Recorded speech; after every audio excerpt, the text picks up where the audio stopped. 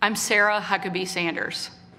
Being a mom to 3 young children taught me not to believe every story I hear.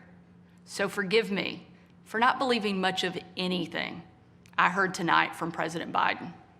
From out-of-control inflation and violent crime to the dangerous border crisis and threat from China, Biden and the Democrats have failed you. They know it, and you know it. And it's time for a change. Tonight, let us reaffirm our commitment to a timeless American idea that government exists not to rule the people, but to serve the people. Democrats want to rule us with more government control, but that's not who we are. America is the greatest country the world has ever known because we're the freest country the world has ever known, with a people who are strong and resilient. 5 months ago, I was diagnosed with thyroid cancer. It was a hard time for our family, particularly our kids, Scarlett, Huck, and George. But we kept our faith and persevered. Thanks to exceptional doctors here in Arkansas, a successful surgery, and the grace of God, I am cancer-free. Through it all, I couldn't help but think about my mom. She was 20 years old and in her first year of marriage when she was diagnosed with spinal cancer. The doctors told her she might not live, and if she did live, they said she'd never walk again. And if she did walk, she'd definitely never have children. The daughter she was told she'd never have was just sworn in as the new governor of Arkansas and is speaking to you tonight. Adversity and fear of the unknown can paralyze us, but faith propels us to charge boldly ahead. We can't stand still in the face of great challenges. You and I were put on this earth for such a time as this, to charge boldly ahead. I'll be the first to admit, President Biden and I don't have a lot in common. I'm for freedom, he's for government control. At 40, I'm the youngest governor in the country, and at 80, he's the oldest president in American history. I'm the first woman to lead my state, and he's the first man to surrender his presidency to a woke mob that can't even tell you what a woman is. In the radical left's America, Washington taxes you and lights your hard-earned money on fire. But you get crushed with high gas prices, empty grocery shelves, and our children are taught to hate one another on account of their race, but not to love one another or our great country. Whether Joe Biden believes this madness or is simply too weak to resist it, his administration has been completely hijacked by the radical left. The dividing line in America is no longer between right or left. The choice is between normal or crazy. It's time for a new generation of Republican leadership. Upon taking office just a few weeks ago, I signed executive orders to ban CRT, racism, and indoctrination in our schools, eliminate the use of derogatory term Latinx in our government, repealed COVID orders, and said never again to authoritarian mandates and shutdowns. Americans want common sense from their leaders.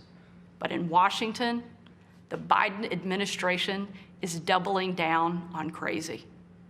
President Biden inherited the fastest economic recovery on record, the most secure border in history, cheap, abundant, homegrown energy, fast rising wages, a rebuilt military, and a world that was stable and at peace. But over the last 2 years, Democrats destroyed it all. Despite Democrats' trillions in reckless spending and mountains of debt, we now have the worst border crisis in American history. As a mom, my heart breaks for every parent who has lost a son or daughter to addiction.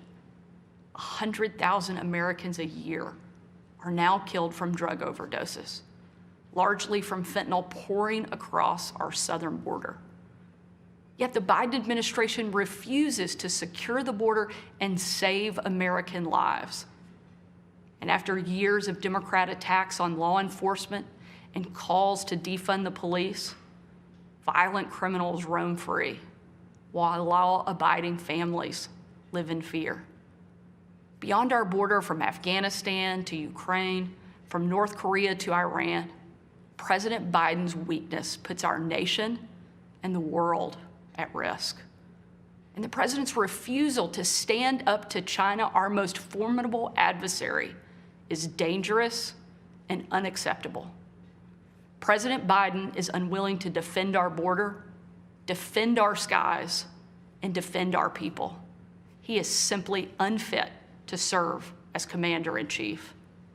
And while you reap the consequences of their failures, the Biden administration seems more interested in woke fantasies than the hard reality Americans face every day.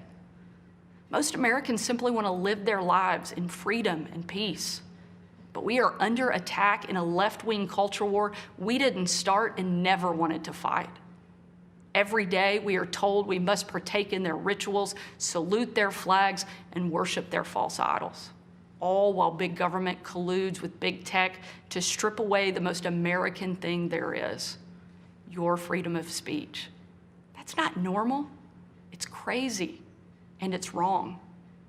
Make no mistake, Republicans will not surrender this fight. We will lead with courage and do what's right, not what's politically correct or convenient. Republicans believe in an America where strong families thrive in safe communities, where jobs are abundant and paychecks are rising, where the freedom our veterans shed their blood to defend is the birthright of every man, woman, and child. These are the principles Republican governors are fighting for, and in Washington, under the leadership of Senate Republicans and Speaker Kevin McCarthy, we will hold the Biden administration accountable. Down the street from where I sit is my alma mater, Little Rock Central High. As a student there, I will never forget watching my dad, Governor Mike Huckabee, and President Bill Clinton hold the doors open to the Little Rock Nine. Doors that 40 years earlier had been closed to them because they were Black. Today, those children once barred from the schoolhouse are now heroes memorialized in bronze at our State House. I'm proud of the progress our country has made, and I believe giving every child access to a quality education, regardless of their race or income, is the civil rights issue of our day. Tomorrow, I will unveil an education package that will be the most far-reaching, bold, conservative education reform in the country. My plan empowers parents with real choices, improves literacy and career readiness, and helps put a good teacher in every classroom by increasing their starting salary from one of the lowest to one of the highest in the nation. Here in Arkansas and across America, Republicans are working to end the policy of trapping kids in failing schools and sentencing them to a lifetime of poverty. We will educate, not indoctrinate our kids, and put students on a path to success. It's time for a new generation to lead. This is our moment. This is our opportunity.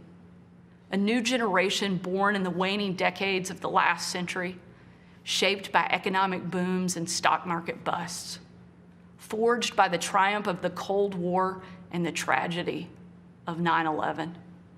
A generation brimming with passion and new ideas to solve age-old problems. A generation moored to our deepest values and oldest traditions, yet unafraid to challenge the present order and find a better way forward. If we seize this moment together, America can once again be the land of the free and the home of the brave. During my 2.5 years at the White House, I traveled on every foreign trip with the president. A trip I will never forget was on December 25th of 2018. My husband Brian and I had just cleaned up wrapping paper that was shoved into every corner of our house, thanks to our 3 kids. When I had to walk out on my own family's Christmas, unable to tell them where I was going that night, because the place I'd be traveling was so dangerous, they didn't want anybody to know that the president was going to be on the ground, even for a few hours. We boarded Air Force One in complete and total darkness. There were no lights on the plane, no lights on the runway.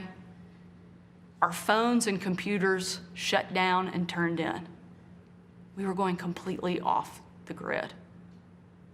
Nearly 12 hours later, in the pitch black of night, we landed in the war-torn part of Western Iraq. It was again a similar scene. No lights on the plane, no lights on the runway. The only thing you could see was coming from about a mile away in a dining hall where hundreds of troops who were in the fight against ISIS had gathered expecting to celebrate Christmas with senior military leadership from around the region. They had absolutely no idea that the president and first lady were about to walk into that room.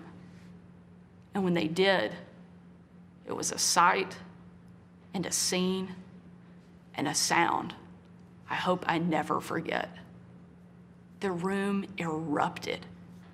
Men and women from every race, religion, and region, every political party, every demographic you can imagine, started chanting in perfect unison over and over and over again, USA, USA, USA. It was an absolutely perfect picture of what makes our country great. One of the young soldiers yelled from the back, "Mr. President, I re-enlisted in the military because of you." And the president said, "And son, I'm here because of you." Shortly after, that young soldier came up to me. He said, "Sarah, you have a tough job." I told him, "What I do is nothing. You take bombs and bullets. That's a tough job." And in a moment that I know I'll cherish for the rest of my life, that soldier reached up and he pulled the Brave Rifles patch he wore on his shoulder, and he placed it into my hand, a sign of ultimate respect.